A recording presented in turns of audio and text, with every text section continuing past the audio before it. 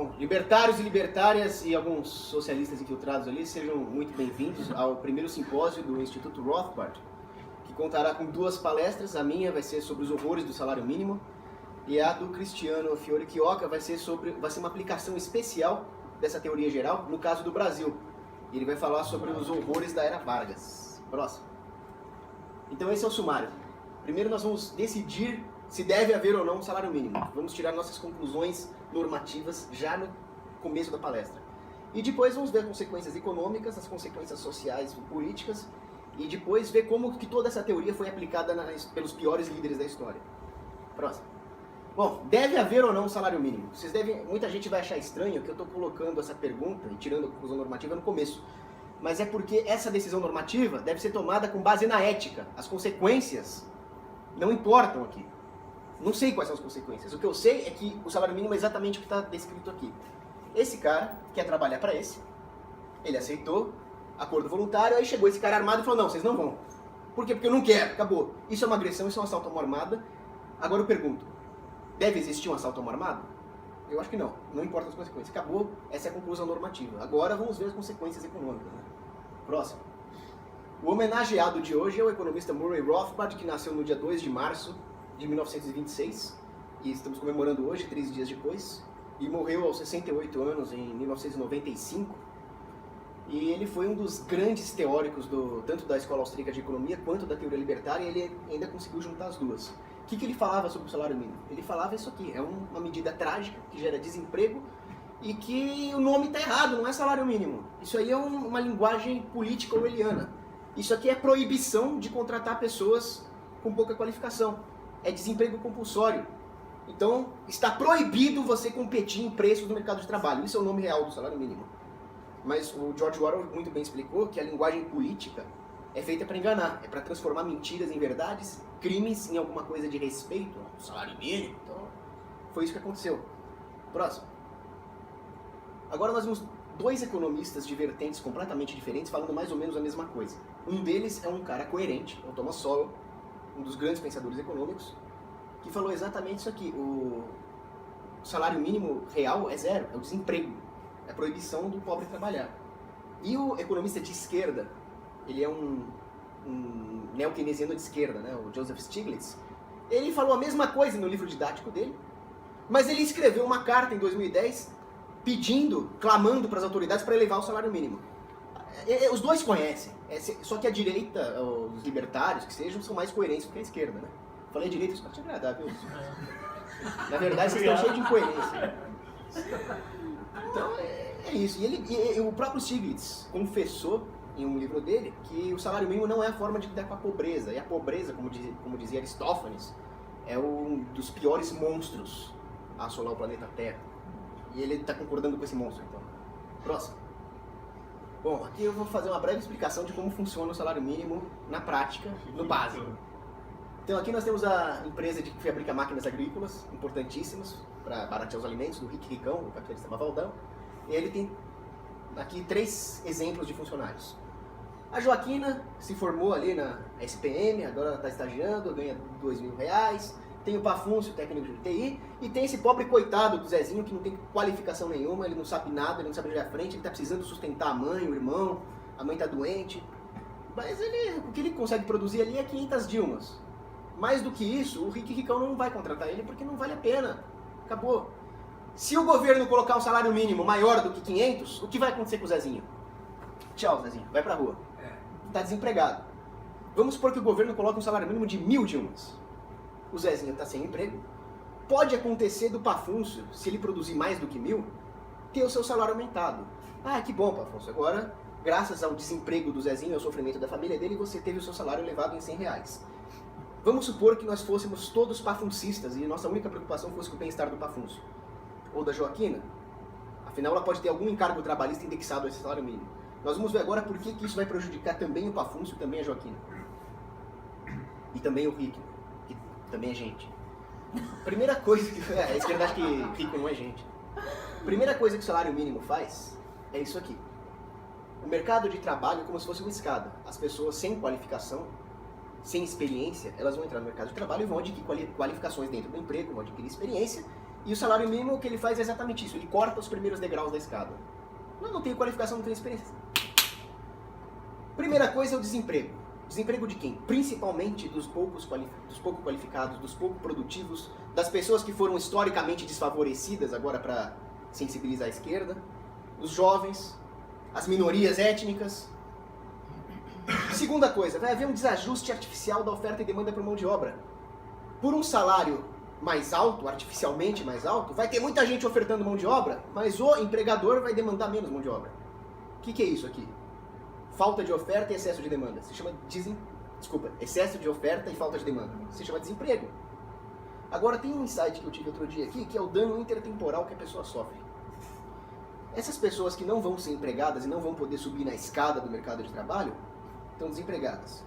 Outras pessoas, como o Pafuncio, que nós vimos, podem até ter o seu salário elevado no primeiro momento. Mas como o Ricão vai ter menos lucro... Bom, depois ele vê a gravação. Como o Ricão vai ter menos lucro e vai poder investir menos na empresa e gerar menos vagas de emprego e vai haver outros danos também no preço dos bens e serviços produzidos, esse salário do Pafuncio vai tender a crescer menos do que deveria. Só que o Pafuncio vai começar a constituir família quando ele tiver lá uns 30 e poucos anos. Quando ele começar a ter mulher, filhos, e o salário dele não vai subir justamente quando ele precisava. O Zezinho não precisava disso. Ele estava começando, ele era um aprendiz, ele ainda tem o pai, ele ainda tem a mãe, então não tem tanto problema. Não tem tanto problema ele ganhar um salário mínimo, como vai ser um problema para o Pafuncio não ter o seu salário crescendo aos ritmos que deveriam crescer, quando ele for sustentar a própria família, quando ele for sustentar os pais velhinhos, quando ele for cuidar de um filho doente ou procurar uma educação para o filho dele. Esse é o dano que vai ter na estrutura familiar na sociedade. Próximo. Uma outra coisa que vai acontecer é uma total destruição da maneira natural como as pessoas aprendiam uma profissão. Então aqui você vê uma cena que infelizmente está ficando cada vez mais rara. Um menino aqui, um adolescente aprendiz, aprendendo o seu ofício, o seu mestre. Isso aqui acabou, isso aqui era uma era de sonhos, morreu, não funciona mais assim, e um dos culpados é o salário mínimo. Por quê? Primeiro porque vai haver menos empregos que exigem aprendizado e experiência. Ninguém vai poder ter esses empregos porque é proibido contratar por eles. Então as próprias empresas vão tender a reestruturar o seu RH e as suas atividades operacionais de forma que não precise de tanto aprendizado e experiência para poder haver contratações. Isso vai matar oportunidades de crescimento dentro das empresas. Vai ter menos in-job learning, as pessoas que aprendem um ofício dentro da empresa, porque não vale a pena contratar essas pessoas por um alto salário inicial e um salário mais baixo do que isso está proibido pelo governo. O que vai acontecer? As pessoas vão procurar cursos profissionalizantes por aí que não ensinam nada, o que ensinava mesmo era isso. Então vai haver uma redução da qualificação da mão de obra que vai ter impacto na produtividade geral da economia. Redução das compensações não monetárias. Bom, o patrão vai ser obrigado a pagar um salário mínimo, vai ser obrigado a elevar o salário de alguns trabalhadores que ele preferiu não mandar embora, outros foram embora. Mas tudo isso vai gerar encargos para a empresa que vão tornar proibitivas algumas compensações não monetárias, como, por exemplo, cursos, benefícios, caridade, né? O parente do funcionário está com uma doença terminal, uma doença grave, não vou poder pagar um médico para você porque eu tenho um monte de encargo trabalhista. É isso que vai acontecer. Uma corrosão das relações de trabalho. Outro fator aqui é a selvagerização do mercado de trabalho por causa das qualificações marginais. No mercado livre, onde não existisse salário mínimo, existem algumas qualificações marginais que não vão ser pagas, porque elas não acrescentam nada à empresa. Se existe um salário mínimo, o empregador vai ter dois candidatos, um com qualificações marginais que ele não estaria disposto a pagar por elas no mercado livre. Mas como o governo nivelou o salário mínimo, ele vai preferir o que tenha essas qualificações marginais, já que os dois vão ser, por decreto, obrigados a ganhar a mesma coisa. O que vai acontecer com quem não tem qualificação nenhuma? Não vai poder competir. O mercado de trabalho vai se tornar ainda mais selvagem. Por isso que o cara chega na empresa, você tem curso disso? Você tem Excel? Você tem espanhol? Você tem inglês? Italiano? Não tenho, doutor. Então, sai fora daqui. Resultado da legislação trabalhista, principalmente do salário mínimo. E aí, esse cara vai fazer o quê? Ele vai procurar cursos profissionalizantes. O empregador não vai mais se dar o trabalho de ver o quanto o candidato à vaga de emprego realmente sabe. Ele não vai mais ter tempo para isso, ele não vai mais ter saco para isso, ele vai simplesmente se basear nos certificados emitidos pelo governo. Vai acontecer uma burocratização das qualificações de trabalho. E existem ainda outros impactos econômicos. Como nós vimos, o ricão, ele vai despender mais dinheiro da empresa com salários artificialmente altos para alguns funcionários, o Pafuncio, por exemplo. Ele vai perder a mão de obra do Zezinho, que ia gerar alguma coisa para a empresa, dado um salário baixo. Então nós podemos concluir praxeologicamente que o lucro da empresa do Rick Ricão vai ser menor se houver um salário mínimo. Bem feito para esse capitalista maldito, tem que lucrar menos mesmo. Acontece que menos lucro significa menos investimento na empresa e menos fluxo de poupança. É da poupança que saem os empréstimos para que os pequenos empreendedores empreendam. Inclusive para que os empregados saiam dos seus empregos e abram sua própria empresa. Para eles fazerem isso é preciso ter poupança na sociedade para que as taxas de juros sejam baixas e ele possa criar um projeto viável. Se não houver lucro, não vai haver poupança, não vai haver investimento, as taxas de juros vão subir. Como é que um empregado vai fazer para abrir sua própria empresa? Não vai. Isso vai diminuir ainda mais o poder de barganha do trabalhador, do operário, em relação à classe dos patrões. Então, ele já tem uma oferta de emprego menor, já está mais difícil para abrir a própria empresa. O que vai acontecer com o nível geral dos salários? Vai cair. O que vai acontecer com o preço dos produtos, já que houve todo aquele dano na produtividade? Vai subir. Salários menores, produtividade menor também, preços mais altos. Como é que se chama isso? Se chama queda na qualidade de vida, queda no padrão de vida. O que esse cara, com salário baixo ou desempregado e com os produtos e serviços cada vez mais caros, vai fazer? Vai chorar. Aí o governo vai lá e vai dar welfare, assistência. Como é que o governo vai pagar por essa assistência? Emitindo moeda? Então vai causar inflação, que vai causar posterior aumento de preços, e nós vamos ter a carestia. Por quê? Porque o salário mínimo não cria riqueza, ele é só transferência de renda. E transferência de renda é destruição de capital, é destruição de propriedade privada. Não vai sair riqueza daqui. E um outro fator é o aumento do preço do maquinário. O Rick Ricão demitiu alguns funcionários por causa do salário mínimo. O que ele vai fazer para compensar? Ele vai comprar máquinas. Máquinas que não são tão produtivas quanto um operário ganhando um salário baixo, mas que ele precisa. Mas ele tem dinheiro, ele tem um capital acumulado ali, ele tem um capital de giro, ele vai comprar essas máquinas. Aumento artificial da demanda por máquinas. O que vai acontecer com o preço das máquinas no mercado? Vai subir. Como é que a pequena empresa vai fazer agora que as máquinas estão mais caras, o fluxo de poupança está menor e o seu custo de capital, Weighted Average Cost of Capital das empresas, está maior também? O que é isso? A empresa, para comprar a máquina, vai pedir um empréstimo para os bancos ou para os capitalistas, só que o risco empresarial está maior e a taxa de juros está maior. Então, o custo de capital da empresa, que é o custo desse capital investido na empresa, vai estar maior, o que torna os projetos menos viáveis, o que torna o mercado menos dinâmico, o que concentra capital. Então, as grandes empresas ganham poder, enquanto as pequenas se ferram e o trabalhador, coitado, cada vez com menos opções. Esse cara aqui é William Beveridge. Ele era um sindicalista americano, um canalha, um bandidão, que disse o seguinte: vamos sindicalizar alguns setores da economia para que nós tenhamos privilégios. Ele até que era sincero. Nós vamos então encarecer esses produtos, vai ter um dano nesse setor, mas os trabalhadores sindicalizados desse setor vão ter todo esse privilégio e vão poder usufruir do resto da economia. Porque as pessoas produzem 1, 2, 3 bens e consomem milhares, né? Então tá bom. Só que o próprio Beveridge disse: se todo mundo fizer a mesma coisa, a economia inteira vai pro buraco e todo mundo vai sair perdendo. Então vamos sindicalizar só o nosso grupo aqui. Nós vamos sugar o sangue do resto da sociedade, mas ainda vai ter para nós. O que ele diria que é uma aberração é isso aqui: central única dos trabalhadores, o sindicato de toda a classe. Isso é para derrubar a economia. E isso é para prejudicar todos os trabalhadores. Próximo.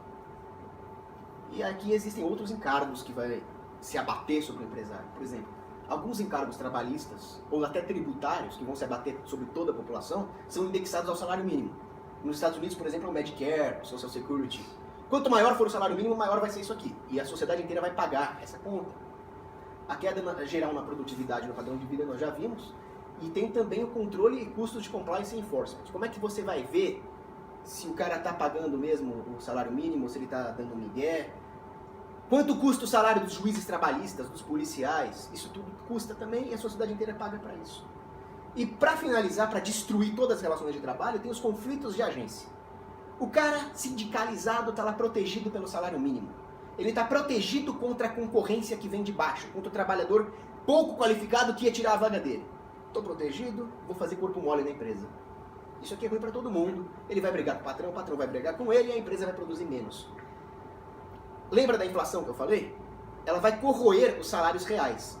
O salário mínimo pode até dar, para algumas pessoas, um aumento do salário real, do salário nominal no curto prazo. O real vai ser necessariamente corroído, e o real é o que interessa. Aí, a empresa vai ter que fazer reajustes por causa da inflação. Esses reajustes sempre geram conflito. O patrão chega para o empregado, mas você quer aumento? Sai aquela briga, fica aquele clima desconfortável. E uma outra coisa também é que as empresas, isso aqui socialista não conhece, mas o cara que trabalha mesmo, não socialista, ele sabe que gerenciar o RH da empresa é uma ciência, tem que ver ali o plano de carreira dos funcionários, quanto se ganha em tal função, com tal nível de responsabilidade, quantos caras você vai coordenar. O salário mínimo vai destruir todo esse plano de carreira por imposição, por decreto, atropelando a ciência da administração de recursos humanos numa empresa. Isso só vai dar problema lá dentro. Aí acontece essa situação aqui. O salário mínimo aumentou, tá aqui, legal. Aí ele chega no mercado, aumentou, foi a carne, feijão, trigo, detergente. Tá? Isso é o que os políticos não falam, né? Agora, nós vamos ver as consequências sociais e políticas, que são ainda mais graves. Você vê aqui o pessoal que luta pelo aumento do salário mínimo, eles dizem que o salário mínimo atual é um salário de fome. E realmente, coitado, tá passando fome aqui. Lógico. Olha aqui, coitado, é um salário de miséria, né?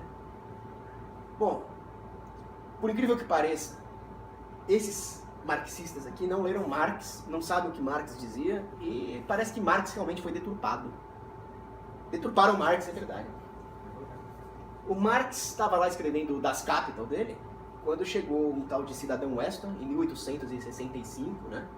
E falou que tem que ter salário mínimo, que os trabalhadores têm que lutar por um salário mínimo, que esse é o caminho para a Revolução Socialista. O Marx parou de escrever o Capital, começou a escrever um livro chamado Value, Profit and... Valor, lucro e seja lá o que for lá. Né? Seja, era uma refutação do cidadão Weston. Ele disse o seguinte: cidadão Weston, o trabalhador não tem que implorar salário para o patrão, ele tem que destruir o sistema capitalista. Se você vai controlar o salário por decreto, aí o Marx deu uma tacada austríaca dele. Você vai diminuir a demanda por mão de obra, vai aumentar o exército industrial de reserva, o que diminui o poder de barganha do trabalhador, e vai encarecer o preço do pão. Aí foi a tacada austríaca do Marx que ninguém conhece.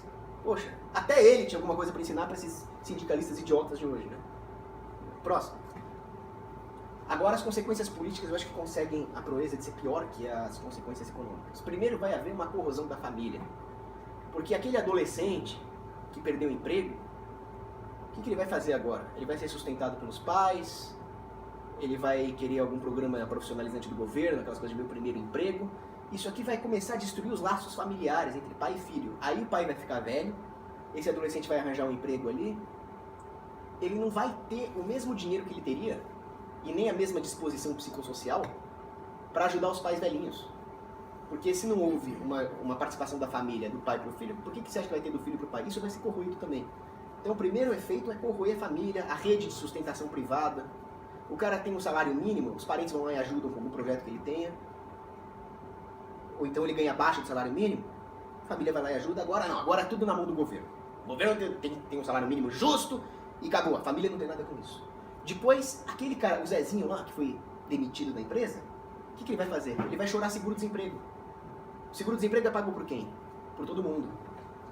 Os asking wages vão diminuir. O que é asking wage? É o salário, é a pretensão salarial do candidato à vaga de emprego.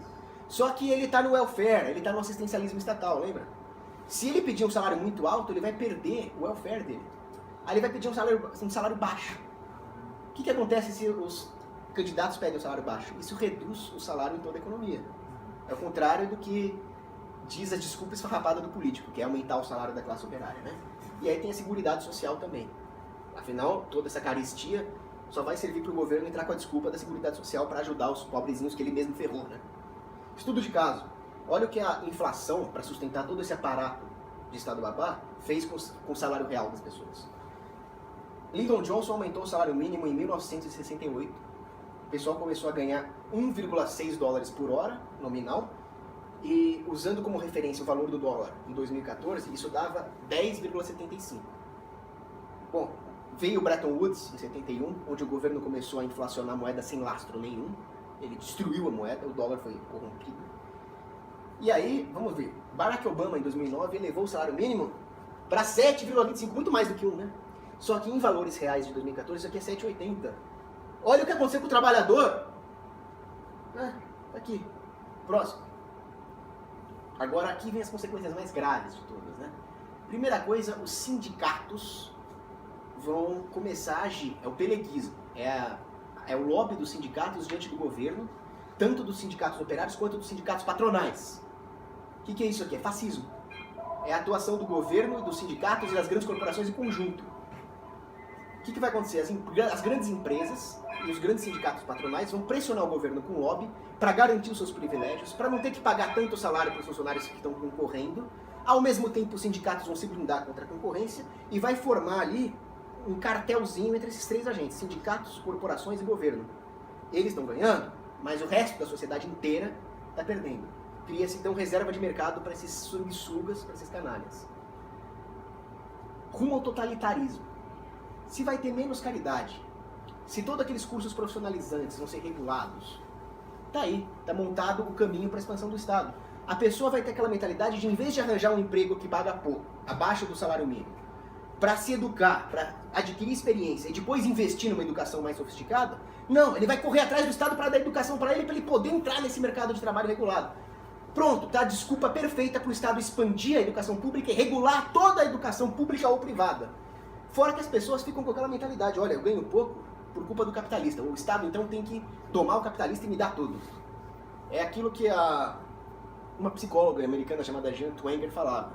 Nós vivemos na era do narcisismo, na era do entitlement. Eu tenho direito e você tem que se virar para me dar esses direitos. Eu não tenho que fazer nada para isso. Essa é a mentalidade que vai surgir com qualquer coisa que o Estado faça em relação a isso. Salário mínimo, Bolsa Família, né? Bolsa Família, qualquer coisa em relação a isso. Fora as tribulações ainda mais profundas. Primeiro que vai ter conflitos regionais. Isso aqui, o Cristiano vai entrar em detalhes na palestra dele, é muito interessante. Mas qualquer país, qualquer nação tem zonas menos desenvolvidas, com menos capital acumulado, com mão de obra menos qualificada. Se existe o salário mínimo, esses caras vão estar excluídos do mercado. Por que o investidor vai investir numa região onde ele não pode contratar pessoas? Menos fluxo de investimento. Isso vai matar as regiões pobres de uma vez por todas. O Cristiano vai entrar em detalhes geniais sobre isso para o Brasil, né? Bom. Opa! Ô! Ô, caramba! Voltei daqui. Você está estragando minha palestra? Um spoiler da minha, eu atrapalhei a dele. Vai ter também uma luta de classes. Ó, vai ter uma mentalidade das pessoas de que a culpa do meu salário baixo é do patrão. O patrão vai falar, o funcionário que é vagabundo. As pessoas não vão nunca conseguir entender que o operário é um fornecedor de mão de obra e o patrão é um fornecedor de pagamento em espécie, um fornece para o outro e acabou, é só isso, não tem luta de classes, mas essa é a mentalidade que vai imperar. E aí nós vamos ter uma coisa que é incerteza de regime. Mesmo que não haja elevação posterior do salário mínimo, a simples ameaça, a simples possibilidade institucional de que isso ocorra, principalmente numa democracia, essa palavra me dá nojo, vai ter uma incerteza de regime. Porque a hora que o empresário sentar no escritório dele e falar, bom, e agora? O que o governo vai aprontar comigo amanhã? Esse risco, essa incerteza, essa ansiedade vai se refletir nos custos do capital, vai se refletir na disponibilidade dele a investir, na aversão ao risco e vai prejudicar a economia inteira. O resultado é isso. E é aquilo que o Arnold Toynbee falava, né? Quanto mais uma sociedade for regulada, mais próxima ela está do seu declínio. Quanto mais burocratizada, regulada, e assim se dá a queda das civilizações. Agora nós vamos ver como que toda essa nojeira, toda essa ingerência foi aplicada pelos líderes mais inescrupulosos ao longo da história. Primeira vez que se ouviu falar em salário mínimo na prática foi em 1604 com o James I da Inglaterra, né? Você vê a cara dele de proletário, sofrido aqui, né? Inventor do salário mínimo. Ele era o rei da Inglaterra e da Escócia também. E ele aplicou o salário mínimo só na indústria têxtil. Por quê? Porque existia uma classe de nobres, aliados do governo, aliados da realeza, que estava vendo os seus privilégios estamentais, sociais, ameaçados pela crescente demanda por mão de obra pouco qualificada, camponeses, operários, que estavam começando a subir de vida. E se eles estão ganhando poder econômico, daqui a pouco eles vão começar a ameaçar o nosso monopólio político também. Então vamos cortar eles daqui. Salário mínimo, corta esses camponeses safados, vamos deixar só para uma elite. Essa é a mentalidade por trás do salário mínimo. O James I ele estava economicamente muito mais correto do que os economistas de hoje. Está certinho. É uma coisa horrível, mas está certinho. Em 1896, mesma coisa. Os brancos australianos, os sindicatos brancos racistas, estavam com medo da concorrência asiática. Os amarelos, o pessoal de Singapura, Filipinas, que estavam querendo pegar os empregos deles. Estavam querendo competir. É igual taxista contra Uber, não deixa. Coloca salário mínimo aqui para eles não conseguirem competir. Aí em 1909, o Winston Churchill, que é um socialista da pior espécie, tá? Que fique bem claro isso, ele era um parlamentar na Inglaterra quando ele criou o Trade Board Acts, que instituiu o salário mínimo na Inglaterra. Por que ele fez isso? Porque ele era muito inteligente. Ele percebeu que numa democracia o liberalismo não tem vez, o liberalismo econômico não tem vez. As pessoas vão votar para quem der alguma ilusão de alívio imediato para elas. E o Winston Churchill, ele estava querendo escalar o caminho político dele dentro do parlamento, até chegar onde ele chegou, que foi primeiro-ministro. Então, por isso que ele fez isso. Genial. E em 1925, os lenhadores brancos do Canadá estavam sofrendo concorrência dos imigrantes chineses, porque em 21 os europeus pararam de migrar, voltaram a migrar só com o Holocausto lá, com o Hitler, e começaram a vir os chineses. E os chineses chegavam lá, né, trabalhar qualquer salário tá bom, né? Aí foi lá, salário mínimo, cortou os chineses da jogada. Então essa é a ideologia por trás, não tem nada a ver com ajudar os pobres. Isso é desculpa esfarrapada de hoje. Próximo. Aqui talvez seja um dos lados mais nefandos do salário mínimo, que foi na África do Sul. Ele foi a ferramenta principal do apartheid no campo econômico. Começou em 1924, do governo do Herzog, quando ele criou uma coisa chamada Civilized Labor Policy. O que é isso? Significa que os empregos, as oportunidades têm que estar na mão das raças superiores, dos brancos, não desses negão aí.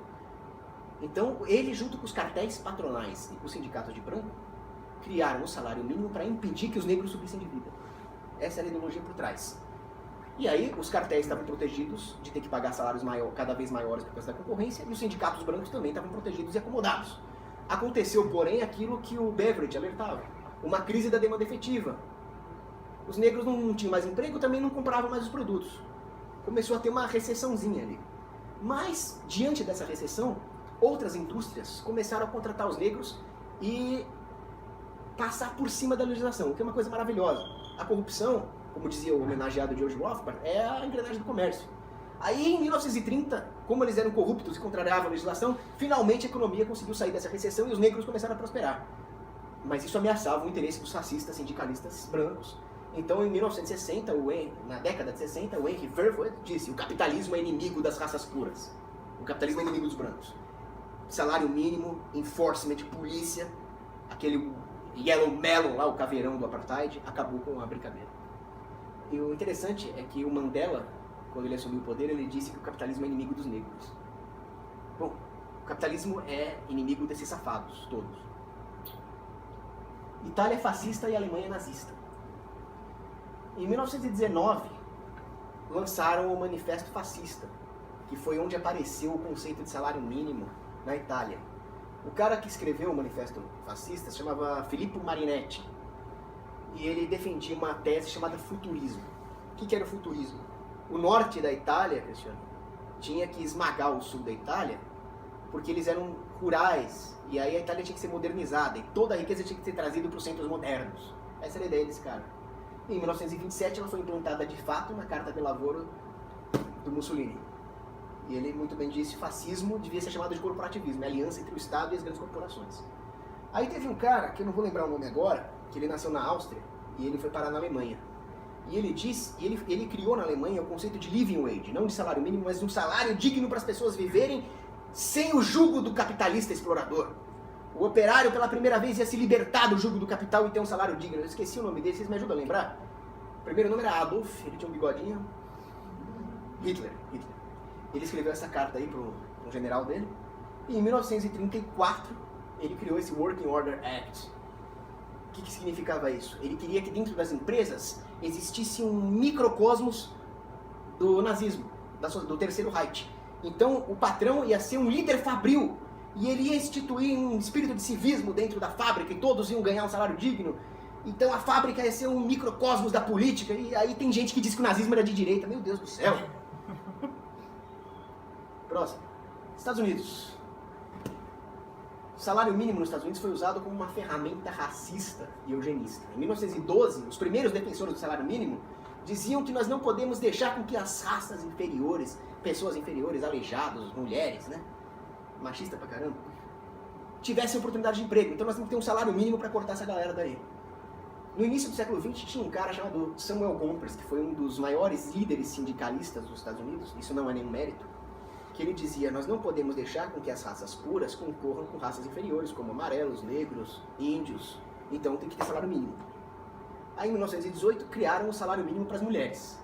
Excluíram as mulheres do mercado. Até que em 1923 teve um caso que foi parar na Suprema Corte americana, que é Adkins contra o Hospital Infantil.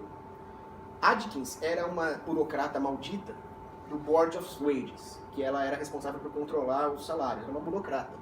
E lá no Children's Hospital, eles queriam contratar mulheres para fazer alguns serviços necessários em emergências e não podiam por causa do salário mínimo. O caso foi parar na Suprema Corte e esse juiz, o George Sutherland, ele disse: essa legislação do salário mínimo, ela viola a liberdade de contrato, está revogada. Isso é aqueles pequenas ações que fogem do controle do Estado, mesmo praticadas por um membro do Estado, né? Mas não deixe se enganar por isso. Porque em 1931 veio o Davis-Bacon Act. O Davis era um senador racista que queria excluir os negros do mercado de trabalho. E ele disse que o salário mínimo era importante para fazer valer aquelas leis do Jim Crow. O que era o Jim Crow? Eram as leis de segregação contra os negros. E esse Davis falou: nós temos que ter um salário mínimo, senão nós vamos excluir negro de lugar nenhum. Aí em 1938 veio o Getúlio Vargas americano, o Roosevelt, e criou o Fair Labor Standards Act. Desde então, o salário mínimo ficou firmado ali.